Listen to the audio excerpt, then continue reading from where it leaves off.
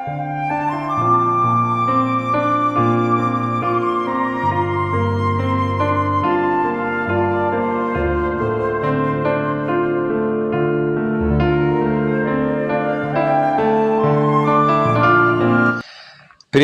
சகோதர சகோதரிகளை, மீண்டும் உங்களை சந்திப்பதில் மிகுந்த மகிழ்ச்சி அடைகிறேன்.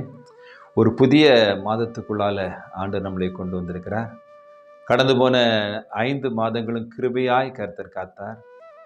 ஒரு புதிய மாதத்தின் முதல் நாளில் கொண்டு வந்த தேவனை ஸ்தோத்திரிப்போம்.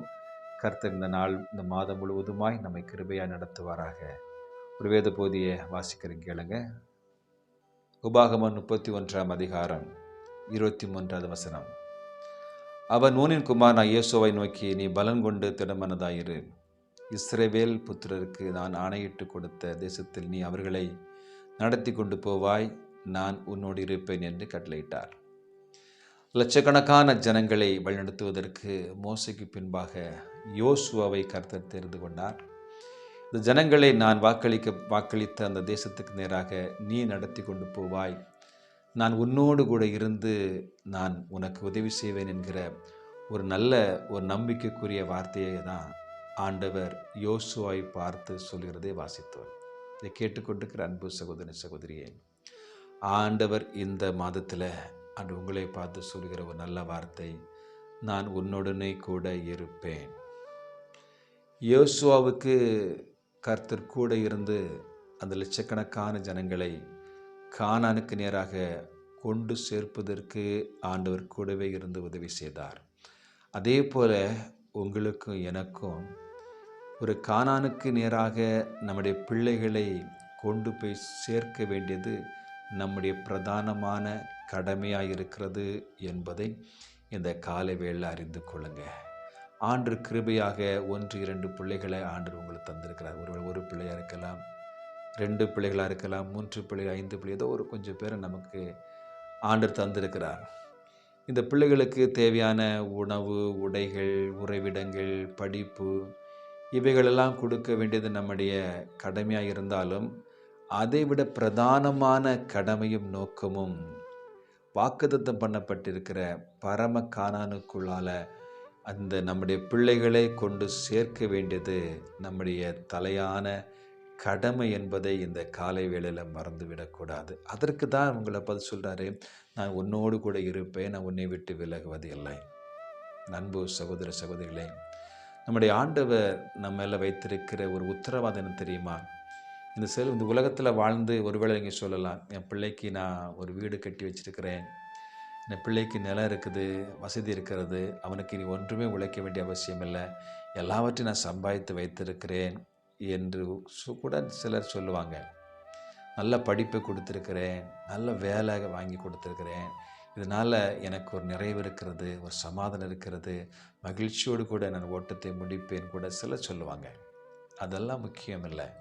இதை பார்த்து கொண்டிருக்கிற அன்பு சகோதர சகோதரியை, எப்படி யோசுவா மூலமாக அந்த லட்சக்கணக்கான ஜனங்களை கானான் தேசத்திற்கு வழிநடத்தும் போது சொன்னார், நான் உன்னோடு கூட இருப்பேன், இந்த ஜனங்களை நீ கானானு கொண்டு சேர்ப்பாய், வாக்குத்தத்தம் பண்ணப்பட்ட பூமி. என் அன்பு சகோதர சகோதரி, நமக்கு ஒரு வாக்குத்தத்தம் உண்டு. நித்திய ஜீவனை நான் உங்களுக்கு தருவேன் என்பதே கர்த்தர் நமக்கு கொடுத்த வாக்குத்தத்தம். அப்படி என்றால் இந்த வாக்குத்தத்தத்துக்கு நேராக உங்களை என்னையும் ஆண்டு வைத்திருக்கிறார். எனவே நமக்கு கொடுக்கப்பட்ட நீங்களும் உங்கள் பிள்ளைகளும் எங்கள் வாக்குத்தத்தம் பண்ணப்பட்ட பூமிக்கு போகணும். அதற்கு நமக்கு நிறைய பிரச்சனைகள், போராட்டம் வாழ்க்கையில் வரும். எகிப்திலிருந்து புறப்பட்ட ஜனங்களுக்கு வழியில் நிறைய ஓத்திரங்கள் வந்து சத்துருக்களினால் வந்தது, அல்லது இல்லாமை குறைவினால் வந்தது. தண்ணீர் இல்லை, ஆகாரம் இல்லை, ஏதோ ஒரு குறைவினால் வந்தது. ஆனால் அப்படிப்பட்ட குறைவுகளும் நம்முடைய கானான் பிரயாணத்துக்கு விரோதமாக இப்போது வந்துட்டு தான் இருக்குது. ஆனால் அன்றைக்கு அந்த விரோதமாக அந்த காரியங்களை, அந்த பிரச்சனை வந்தபோது ஜனங்கள் தேவ நோக்கி முறையிட்டு முறுமுறுத்ததுனால வழியில் அழிந்து போனாங்க. நம்ம முறுமுறுக்கக்கூடாது. நம்ம என்ன செய்யணும்? ஆண்டு சமூகத்தில் என்ன செய்யணும்? அந்த பரம கானான் நேராக நம்ம பிரயாணப்படுகிற நீங்கள் நானும் கர்த்தர் கூடவே இருக்கிறார் என்ற நம்பிக்கையோடு பிரயாணம் பண்ணி பாருங்கள். நிச்சயமான விடுதலையை கர்த்தர் உங்களுக்கு தந்து உங்களை ஆசீர்வதிப்பார் என்பதை நீங்கள் மறந்து விடக்கூடாது. உபாகம் புஸ்தகம் 3 அதிகாரம் 28 வாசிக்கும் பொழுது, நீ யோசுவாவுக்கு கட்டளை கொடுத்து அவனை திடப்படுத்தி பலப்படுத்தி அவன் இந்த ஜனங்கள் முன்பாக கடந்து போய் அவனே நீ காணும் தேசத்தை அவனுக்கு பங்கிட்டு கொடுப்பான் என்றார். மோசையை பார்த்து கர்த்தர் சொல்கிற வார்த்தை. அவன் தான் என்ன செய்கிறான், இந்த ஜனங்களுக்கு அந்த தேசத்தை பங்கிட்டு கொடுப்பான் என்று சொல்கிற ஒரு வார்த்தை. பாருங்கள், யோசுவா 1 அதிகாரம் 5-9 வாசிக்கும் பொழுது, நீ உயிரோடு இருக்கும் நாளெல்லாம் ஒருவன் உனக்கு முன்பாக ஏற்று நிற்பதில்லை. நான் மோசையோடு கூட இருந்தது போல உன்னோடு இருப்பேன். நான் உன்னை விட்டு விலகுவதும் இல்லை, உன்னை கைவிடுவதும் இல்லை. பலங்கொண்டு திடமனதாக இரு என்று சொல்கிற ஒரு நல்ல வார்த்தையை வாசிக்கிறோம். அன்பு சகோதர சகோதரிகளே, ஆண்டவர் என்ன செய்கிறாரு, அவர் நம்மோடு கூட இருந்து செயலாற்றுகிறார் என்பதை மறந்துவிடக்கூடாது.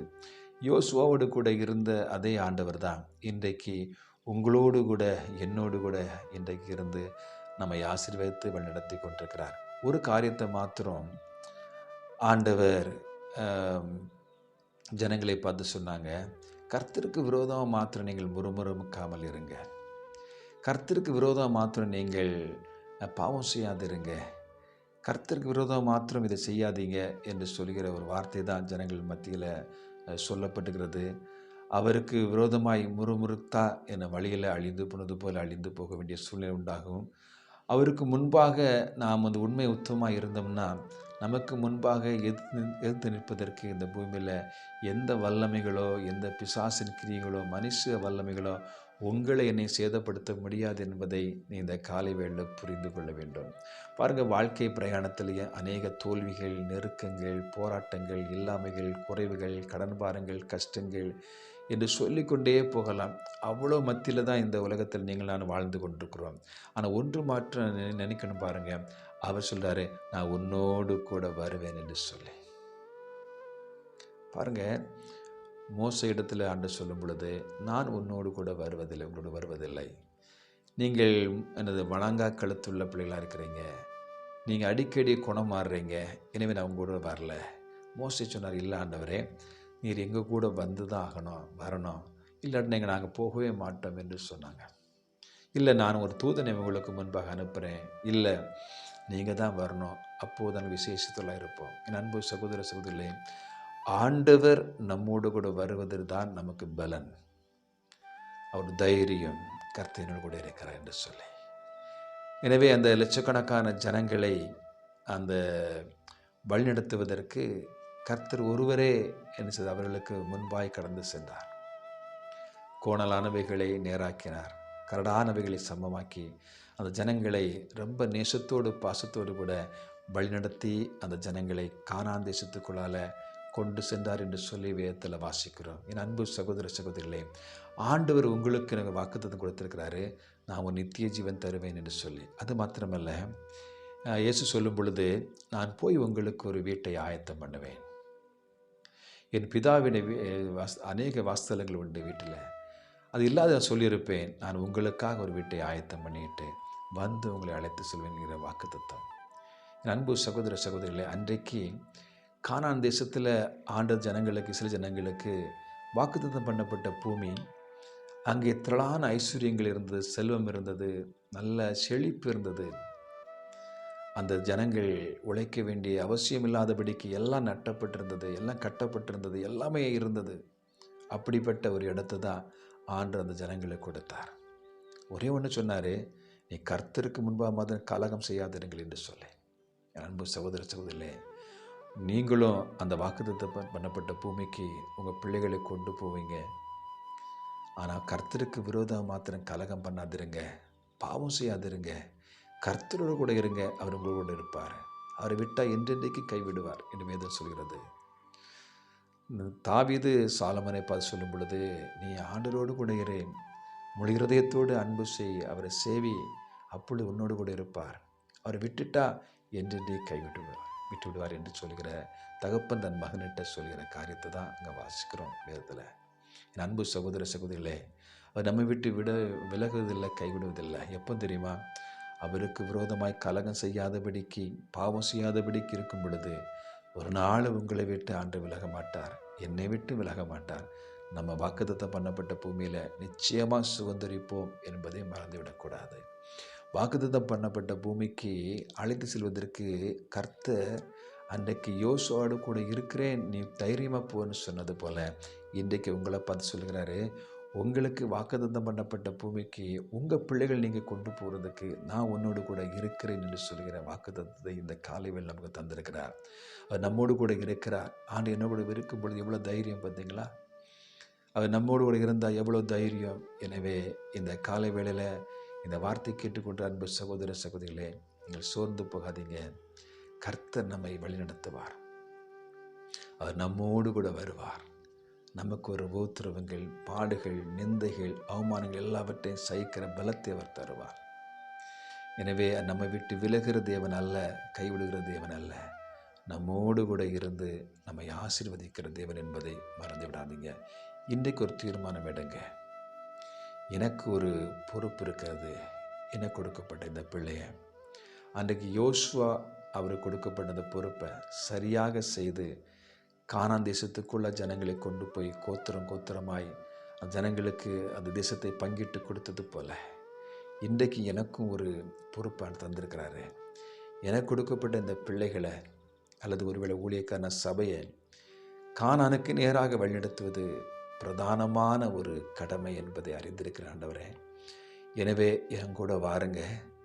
எங்களுக்கு விரோதமாக இந்த கானானுக்கு நேராக பிரயாணிக்க விடாதபடிக்கு போராடுகிற மனுஷிக சத்துடைய வல்லமைகளை முறியடிங்க, அதை எரித்து போடுங்க, எங்கள் கூட வாருங்க என்று சொல்லி கேளுங்க. நிச்சயமாய் ஆண்டவர் உங்களோடு கூட இருந்து உங்களை ஆசீர்வதித்து உயர்த்துவார் என்பதை நீங்கள் மறந்துவிடக்கூடாது.